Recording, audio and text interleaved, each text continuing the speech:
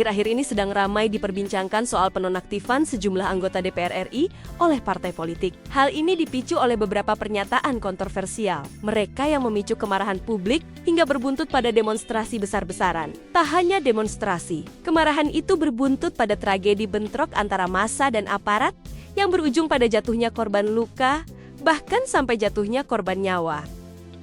Efek domino dari kemarahan publik juga berimbas pada aksi anarkis, yaitu berupa pembakaran fasum, gedung pemerintahan dan penjarahan di rumah beberapa anggota DPR RI.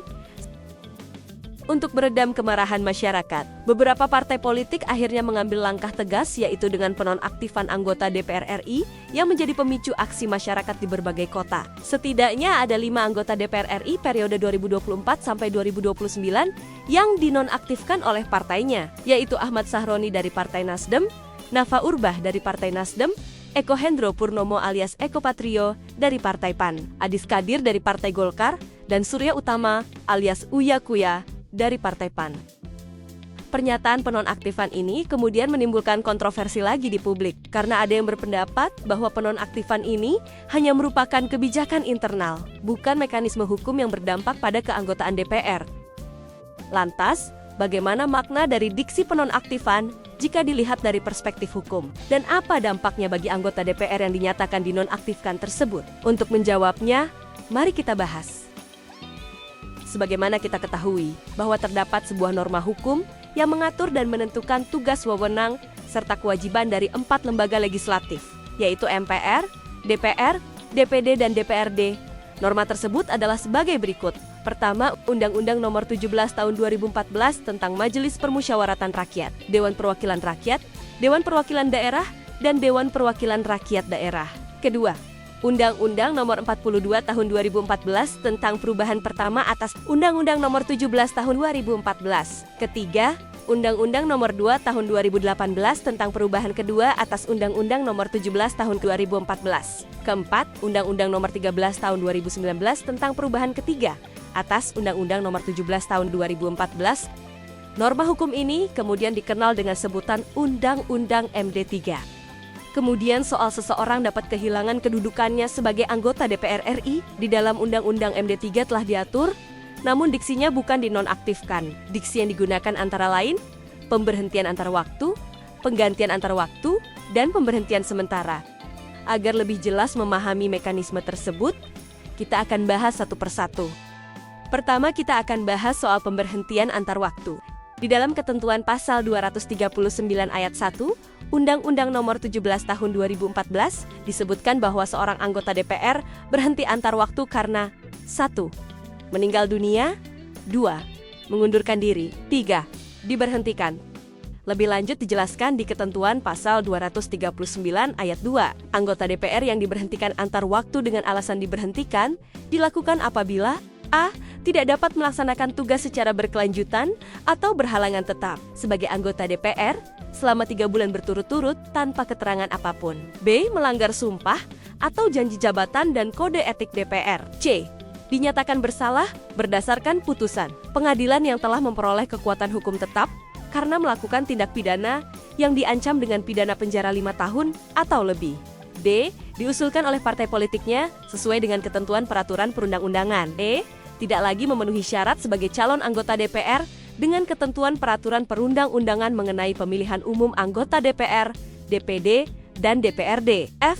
Melanggar ketentuan larangan sebagaimana diatur dalam undang-undang ini. G. Diberhentikan sebagai anggota partai politik sesuai dengan ketentuan peraturan perundang-undangan. H. Menjadi anggota partai politik lain. Kemudian terkait dengan mekanisme pemberhentian anggota DPR, berdasarkan ketentuan pasal 240 Undang-Undang Nomor 17 Tahun 2014, mekanismenya adalah sebagai berikut. Pertama, pimpinan partai politik mengusulkan pemberhentian anggota DPR kepada pimpinan DPR dengan tembusan kepada Presiden. Kedua, paling lama 7 hari sejak diterimanya usulan pemberhentian, pimpinan DPR wajib menyampaikan usul pemberhentian anggota DPR kepada Presiden untuk memperoleh peresmian pemberhentian. Ketiga, Presiden meresmikan pemberhentian paling lama 14 hari sejak diterimanya usul pemberhentian anggota DPR dari pimpinan DPR. Akibat adanya anggota DPR yang diberhentikan sebagaimana ketentuan pasal 239 ayat 1 dan pasal 240 di atas, maka partai politik kemudian melakukan penggantian antar waktu atau PAW. Kemudian yang berhak menggantikan anggota DPR yang diberhentikan tersebut adalah calon anggota DPR yang memperoleh suara terbanyak urutan berikutnya dalam daftar peringkat perolehan suara dari partai politik yang sama pada daerah pemilihan yang sama. Hal ini didasarkan pada ketentuan pasal 242 ayat 1 dan ayat 2 Undang-Undang Nomor 17 Tahun 2014. Selanjutnya, terkait dengan penggantian antar waktu atau PAW berdasarkan ketentuan pasal 243 Undang-Undang Nomor 17 Tahun 2014. Dijelaskan sebagai berikut. Pertama, pimpinan DPR menyampaikan nama anggota DPR yang diberhentikan antar waktu dan meminta nama calon pengganti antar waktu kepada KPU. Kedua, KPU menyampaikan nama calon pengganti antar waktu atau PAW kepada pimpinan DPR. Paling lama 5 hari sejak diterimanya surat pimpinan DPR. Ketiga, paling lama 7 hari sejak menerima nama calon pengganti antar waktu dari KPU. Pimpinan DPR menyampaikan nama anggota DPR yang diberhentikan dan nama calon pengganti antar waktu kepada Presiden. Keempat, paling lama 14 hari sejak menerima nama anggota DPR yang diberhentikan dan nama calon pengganti antar waktu dari pimpinan DPR. Presiden meresmikan pemberhentian dan pengangkatannya dengan keputusan Presiden. Terakhir, kita akan bahas soal pemberhentian sementara. Terkait dengan pemberhentian sementara, dalam ketentuan pasal 244 Undang-Undang Nomor 17 Tahun 2014 diatur sebagai berikut. Ayat 1. Anggota DPR diberhentikan sementara karena A. Menjadi terdakwa dalam perkara tindak pidana umum yang diancam dengan pidana penjara paling singkat 5 tahun. B. Menjadi terdakwa dalam perkara tindak pidana khusus. Ayat 2. Dalam hal anggota DPR dinyatakan terbukti bersalah karena melakukan tindak pidana berdasarkan putusan pengadilan yang telah memperoleh kekuatan hukum tetap. Anggota DPR yang bersangkutan diberhentikan sebagai anggota DPR. Ayat 3. Dalam hal anggota DPR dinyatakan tidak terbukti melakukan tindak pidana berdasarkan putusan pengadilan yang telah memperoleh kekuatan hukum tetap. Anggota DPR yang bersangkutan diaktifkan. Ayat 4. Anggota DPR yang diberhentikan sementara tetap mendapatkan hak keuangan tertentu. Berdasarkan pembahasan singkat di atas terkait dengan istilah atau diksi penonaktifan anggota DPR. Hal ini memang tidak disebutkan dan dijelaskan secara jelas di Undang-Undang Nomor 17 Tahun 2014. Hal ini jelas akan menimbulkan multitafsir dan kebingungan di kalangan masyarakat.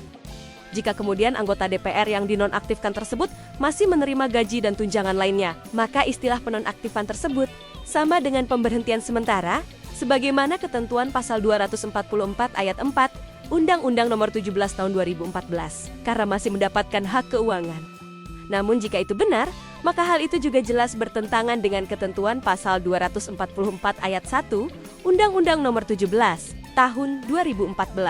Karena syarat pemberhentian sementara adalah ketika anggota DPR tersebut statusnya sebagai terdakwa dalam perkara tindak pidana umum maupun tindak pidana khusus. Sementara anggota DPR yang katanya dinonaktifkan tersebut sama sekali tidak berstatus sebagai terdakwa dalam perkara tindak pidana umum maupun tindak pidana khusus.